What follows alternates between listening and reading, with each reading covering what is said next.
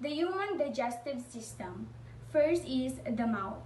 The mouth is the beginning of the digestive tract. In fact, digestion starts before you even take a bite. Your salivary gland gets active as you see and smell the pasta dish or warm bread.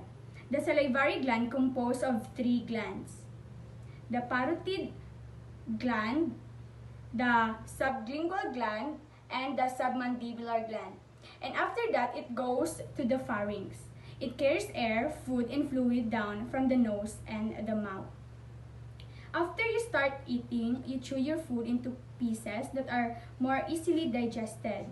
Your salivary mixes with the food to begin to break it down into a form your body can absorb and use. When you swallow, your tongue passes the food into your throat and into your esophagus. The esophagus is located in your throat near your trachea or windpipe. The esophagus receives food from the mouth when you swallow. The epiglottis is a small flap that folds over your windpipe as you swallow to prevent you from choking when food goes into your windpipe. A series of muscular contractions within the esophagus called peristalsis delivers food to your stomach. And it goes to the liver. It processes the nutrients absorbed from the small intestine. Bile from the liver secreted into the small intestine also plays an important role in digesting fat and some vitamins. The liver is your body chemical factory. It takes the new materials absorbed by the intestine and makes all the various chemicals your body needs to function. And the gallbladder. The gallbladder stores and concentrates bile from the liver and then releases into the duodenum in the small intestine to help absorb and digest fats. And it goes to the stomach.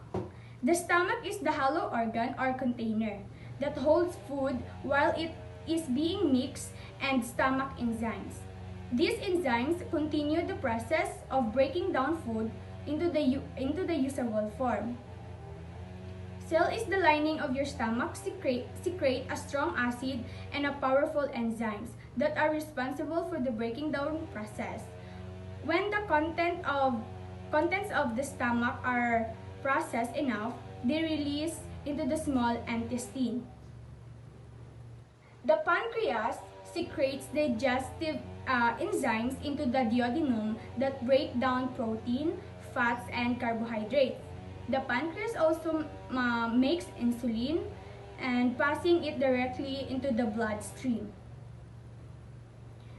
The small intestine is made up of three segments: the duodenum, the jejunum, and the ileum.